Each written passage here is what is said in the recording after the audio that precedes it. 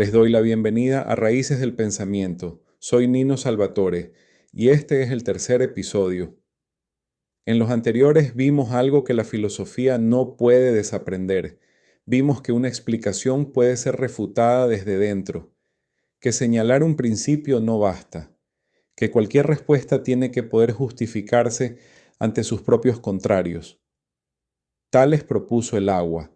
Anaximandro mostró que el agua no podía hacerlo, porque el mundo contiene también su contrario, el fuego, y propuso algo más radical, el apeirón, lo indefinido, aquello anterior a toda determinación.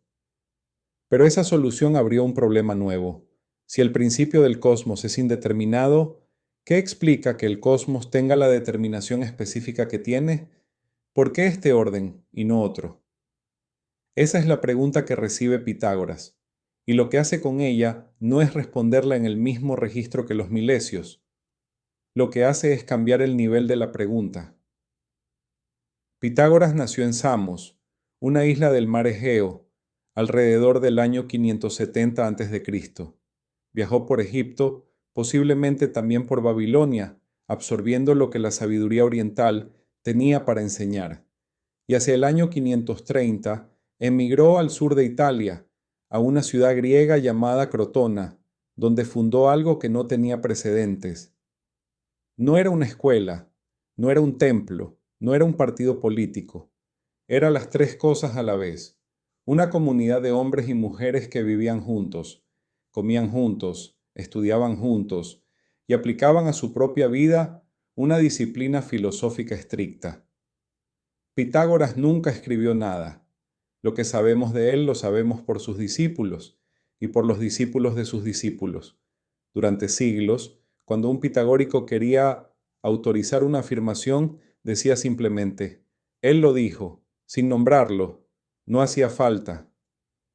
¿Y qué dijo? Algo que en su tiempo sonaba absurdo y que sin embargo es uno de los pensamientos más influyentes de la historia. Dijo que el principio de todo es el número. Para entender por qué esa afirmación no es delirio, sino la apertura de un continente filosófico nuevo, hay que ir al momento que la origina, un experimento que cualquiera puede repetir. Tensa una cuerda, púlsala, suena una nota. Ahora divide esa cuerda exactamente por la mitad. Pulsa una de las mitades. Suena una nota más aguda, pero no cualquier nota más aguda. Suena exactamente la misma nota, una octava arriba. Es la misma nota y es otra al mismo tiempo. Cualquier oído lo reconoce. ¿Cuál es la proporción entre la cuerda original y la mitad? 2:1. La octava es 2:1. Si en lugar de dividir por la mitad tomas 2/3 de la cuerda, suena lo que llamamos quinta, proporción 3:2. Si tomas 3/4, suena la cuarta, proporción 4:3. Lo que esa observación establece no es un dato musical curioso, es algo mucho más grande. La armonía que el oído reconoce como bella, esa que cualquier ser humano percibe inmediatamente como agradable, no es subjetiva ni arbitraria, es la manifestación de proporciones numéricas simples. Lo que suena bien obedece a una forma que se puede escribir. Y si eso es verdad para la música, la pregunta se vuelve inevitable. ¿Y si todo lo demás también? ¿Y si el cosmos entero, no solo el sonido, está estructurado según proporciones que pueden descubrirse? Entonces la pregunta correcta sobre el mundo deja de ser de qué está hecho, pasa a ser otra. ¿Qué proporciones lo gobiernan?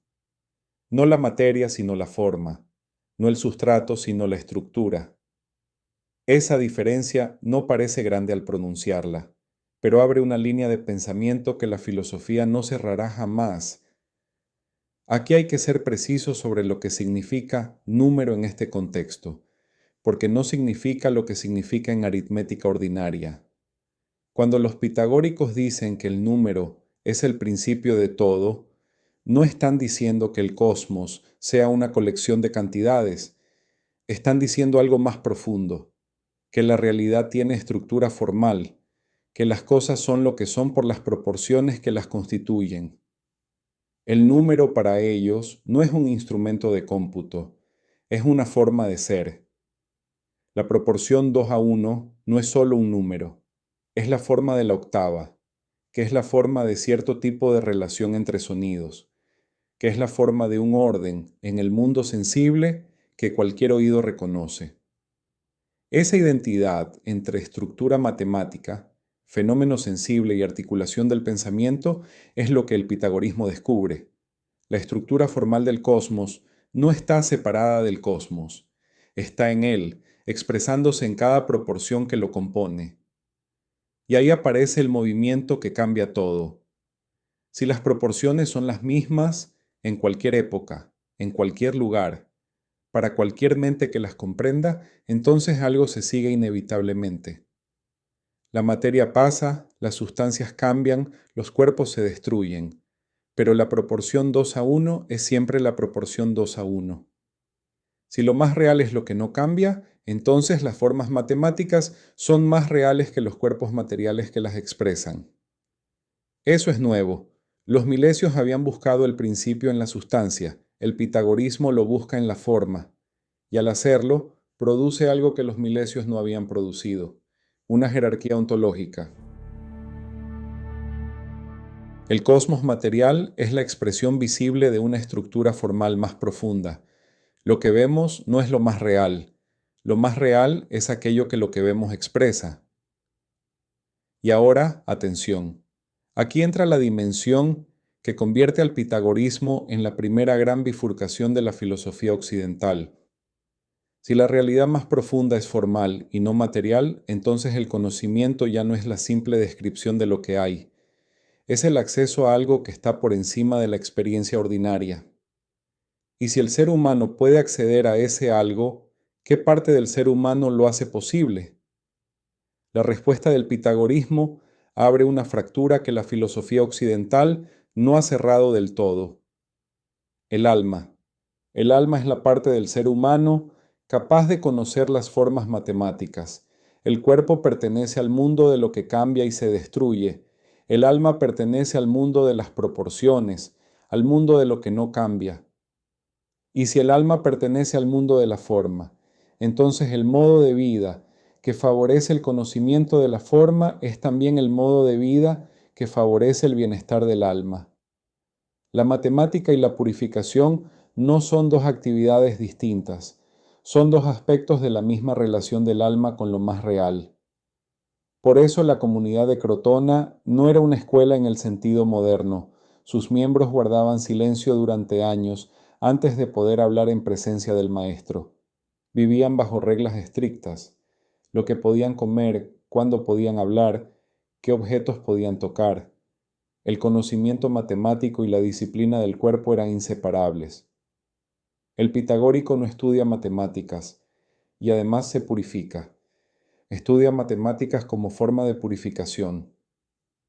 Pero ahí aparece la tensión que el pitagorismo no resuelve. Las formas matemáticas son objetivas. Son las mismas para cualquier mente que las comprenda. No dependen de ninguna autoridad ni de ningún acuerdo. Esa universalidad era exactamente la exigencia que Tales había introducido, la explicación del cosmos disponible para el examen de cualquiera. Sin embargo, acceder a esas formas en el pitagorismo requiere una transformación del sujeto que busca. Para ver lo que la matemática muestra, hay que ser cierto tipo de persona, haber pasado por cierta formación, haber vivido de cierta manera. La razón que descubre la estructura universal del cosmos queda custodiada por una comunidad que controla el acceso a esa razón.